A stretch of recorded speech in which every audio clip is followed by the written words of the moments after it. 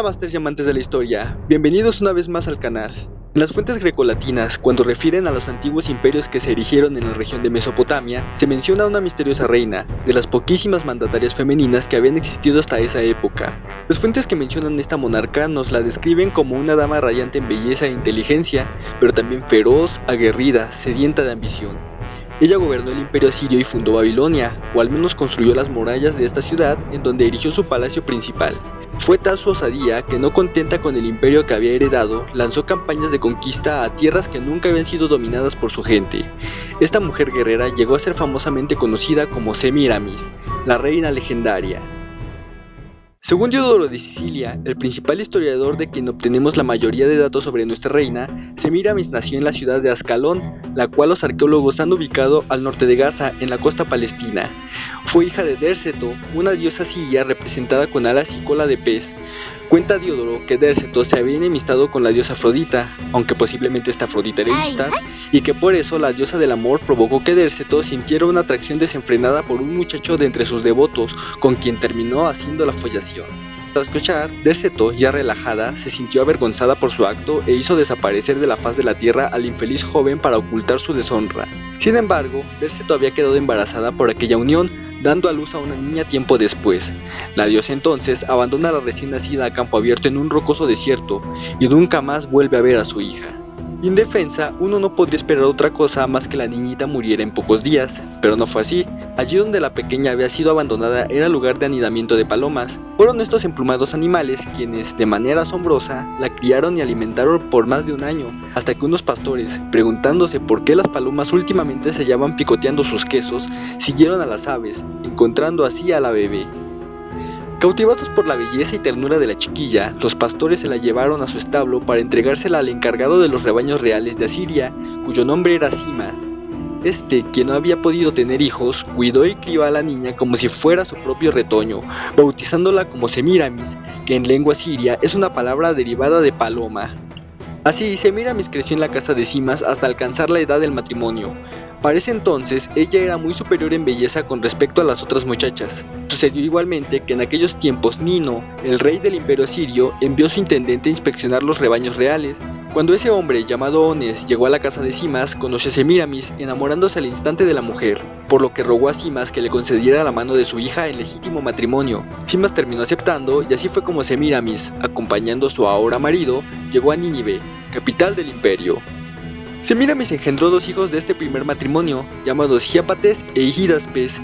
No así, más que una relación amorosa, Semíramis siempre estuvo controlando a su marido, dominándolo a tal punto que Ones ya no hacía nada sin antes consultar a su esposa, y realizaba todo lo que ésta pedía, como sucede en la mayoría de matrimonios. Simultáneamente, por aquellas fechas, el rey Nino se encontraba en una campaña de conquista para someter al reino de Bactriana y así ampliar su poder en Asia, y aunque ya había conquistado varias ciudades de aquel reino, no había podido vencer a la capital del mismo, Bactra, que se hallaba bien fortificada. Por ello, el asedio de Bactra estaba prolongándose demasiado, y Ones, que había ido en ayuda del rey, por miedo a una muerte cercana, hizo que llevaran con él a su esposa, a quien amaba demasiado, aunque Semíramis no, para contemplarla una última vez. No obstante, al conocer la situación, Semíramis, al contrario que su cobarde esposo, decidió probar su valía, su inteligencia, su audacia y demás cualidades.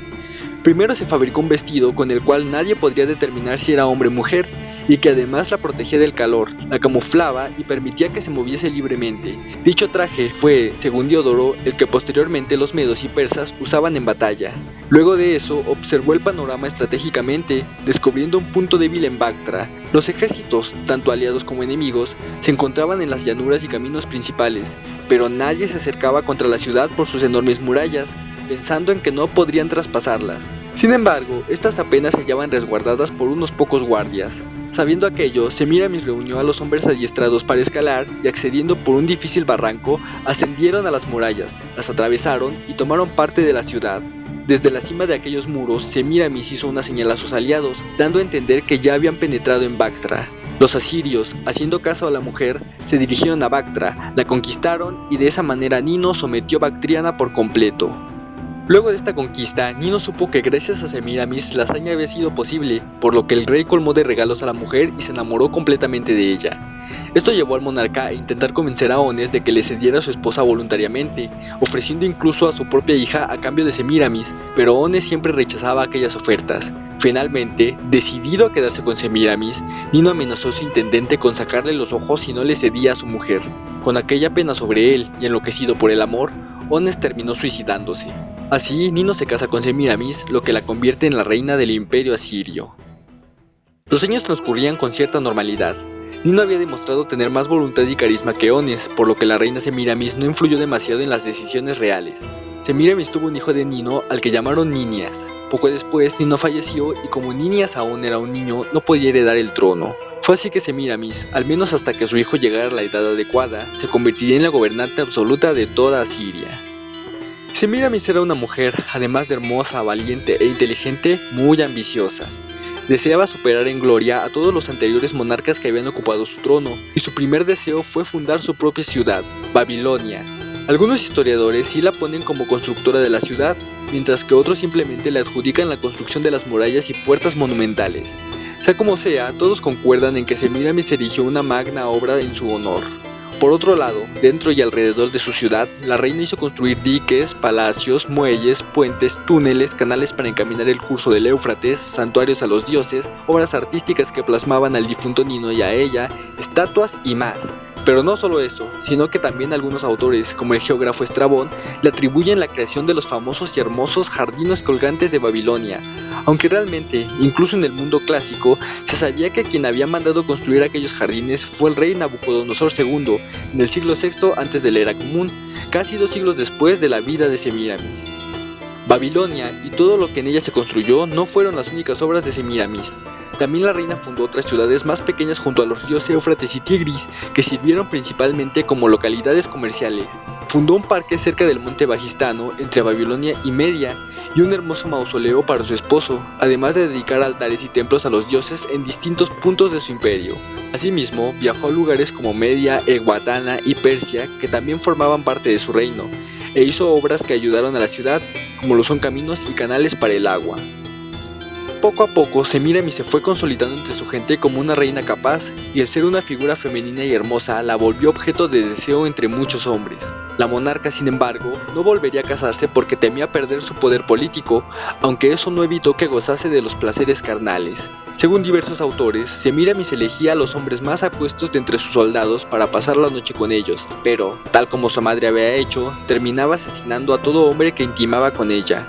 También, cuenta el historiador Amiano Marcelino, Semiramis inventó a los eunucos iniciando la práctica de castrar hombres jóvenes. También se le atribuye la invención del cinturón de castidad para evitar que las mujeres en la corte sedujeran a su hijo.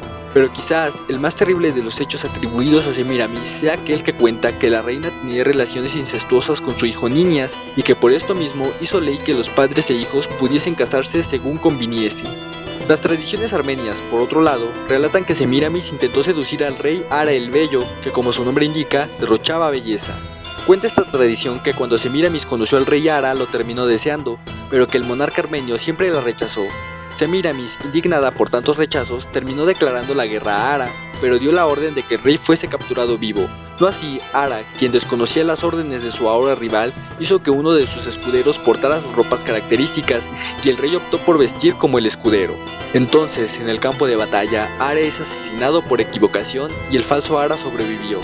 Cuando Semiramis descubrió que el sobreviviente no era el que quería, mandó a buscar entre los cadáveres el cuerpo de Ara, el cual fue revivido por unos hechiceros. Ara puso fin a la guerra e hizo las paces con Semiramis, quien dejó ir al monarca. Semiramis, por otro lado, en su ambición de aumentar sus posesiones, organizó diferentes campañas de conquista.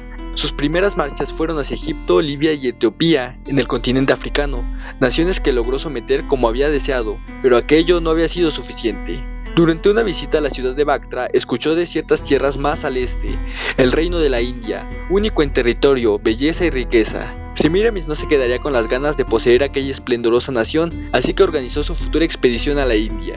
Primero mandó mensajeros a todas las satrapías que componían el imperio asirio para reclutar a sus soldados. Luego ordenó a todos sus hombres construir mejor armamento y presentarse en Bactra esplendorosamente equipados. Simultáneamente, mandó traer a los mejores carpinteros de Fenicia, Siria y Chipre para que le fabricaran las mejores embarcaciones fluviales desmontables para pasar por el Indo.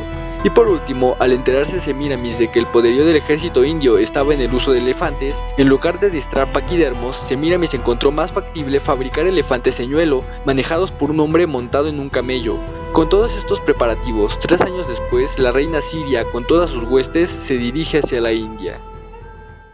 En aquellos años reinaba en la India un tal Stavrobates, quien, informado de las fuerzas que se acercaban a su reino y las intenciones del ejército, no perdió tiempo y organizó preparar el contraataque, reuniendo más hombres y poder de ataque que con el que Semíramis contaba.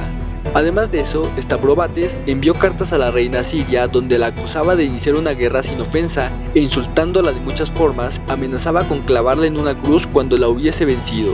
Aquello solo le causó gracia a Semíramis, respondiendo que el monarca indio debía mostrar con hechos la osadía que plasmaba en sus cartas. El encuentro entre ambos ejércitos se dio finalmente en el río Indo, entablando una batalla naval.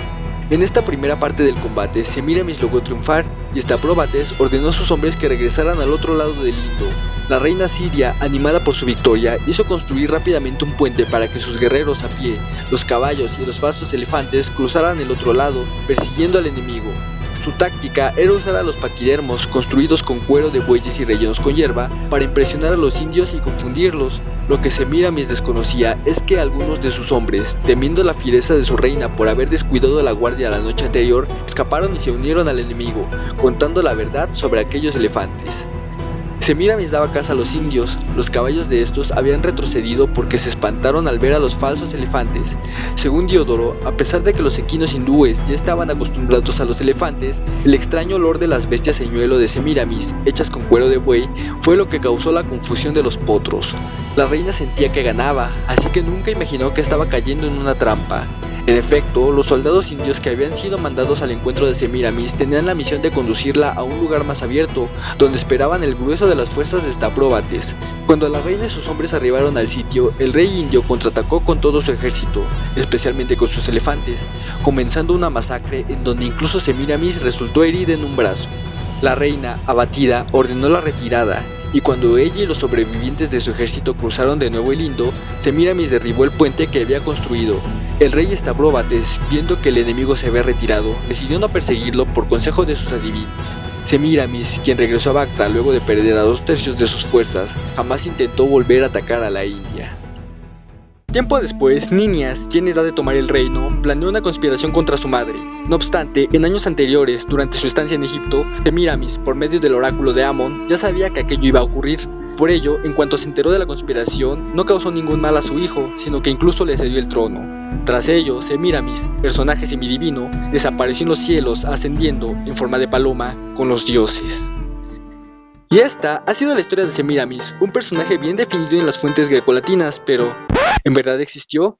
La realidad es que no se han encontrado evidencias ni menciones en fuentes propiamente mesopotámicas de una Semíramis que haya realizado todas las hazañas que se le han atribuido en fuentes grecolatinas, lo cual es extraño. Por otra parte, arqueólogos e historiadores datan que la primera construcción de Babilonia pudo haber iniciado a finales del tercer milenio antes de la era común, pues para el siglo XVIII, también antes de la era común, se convirtió en la capital del imperio babilónico. Esto fue muchos siglos antes del auge asirio, y la reconstrucción de Babilonia, donde se fundaron sus famosas murallas, se dio durante el periodo neobabilónico hacia el siglo VI a.C. por órdenes de Nabucodonosor II. Así vemos que ninguna Semíramis construyó la ciudad de Babilonia. Las propias fuentes asirias no señalan la existencia de una mujer que haya intentado realizar una conquista a la India. De hecho, en la sociedad asiria una mujer no podía gobernar y el papel de las reinas era más bien de consortes de los monarcas varones. Sin embargo, se han encontrado monumentos asirios, 2 estelas y 2 estatuas, cuyas inscripciones nos arrojan el nombre de una reina que cobró importancia al ponerse al frente ella sola del imperio asirio. El nombre de esta mujer fue Shamur-Amat. La inscripción en una de las mencionadas estelas, hallada en la ciudad de Asur, que antaño había sido una de las capitales de Asiria, dice lo siguiente: Shamur-Amat, reina de Shamsi-Adad, rey del universo, rey de Asiria, madre de Adad-Nirari, rey del universo, rey de Asiria. Ya he mencionado que en Asiria las mujeres de la realeza no ocupaban un papel más allá de consortes, pero esta inscripción dedicada a esta reina demuestra que alcanzó gran importancia, y en efecto, así fue. El Shamsi-Adad que se identifica en la inscripción se ha reconocido como el rey asirio Shamsi-Adad V, nieto del famoso monarca Assur-Nasir-Pal II, uno de los más afamados reyes asirios. Empero, en tiempos de Shamsi-Adad, por las guerras políticas se debilitó el imperio forjado por su abuelo. Shamsi-Adad murió hacia el año 810 a.C. y su hijo, Adad-Nirari, era muy pequeño para gobernar en ese entonces. De esta manera, con un imperio inestable y un heredero tan joven, Shapur-Ahmad, en condición de regente, se decide ocupar el trono y devolver la estabilidad de Asiria. El reinado de Shapur-Ahmad fue demasiado corto, apenas de 4 años, pero las inscripciones que sobre ella tenemos marcan que al menos sí logró restituir al imperio asirio y que logró alcanzar entre sus hombres un alto grado de honor y respeto por sus acciones. Luego de su periodo de mando, ya no se nos dice más de Shapur-Ahmad, solo sabemos que acompañó a su hijo en ciertas expediciones de conquista, pero sí conocemos que esta monarca introdujo a la ciudad de Nínive el culto de Nabu, dios acadio heraldo de los dioses. Fue a través de los sacerdotes de esta deidad que el recuerdo de Shapur-Ahmad se preservó, llegando siglos después a oídos de historiadores griegos como Heródoto, quien transliteró el nombre de Shapur-Ahmad como Semiramis, cuya figura cobró gran interés entre los helenos, los cuales le fueron atribuyendo elementos divinos y las hazañas de diversos reyes de Mesopotamia, dando como resultado la figura de Semiramis que actualmente conocemos, la cual ha trascendido además a través de la literatura y el teatro. Ahora sí, esta ha sido la historia de Semiramis, ya no me queda mucho más que agregar, salvo que por sus representaciones literarias, esta mujer ha sido símbolo de inteligencia, belleza, erotismo y ferocidad guerrera. Espero que les haya gustado el video, no olviden compartir y suscribirse activando la campanita para difundir el material y estar al pendiente de lo que subo. Yo por ahora me despido, pero ya saben que nos vemos en la próxima Bella Luna. ¡Hasta luego!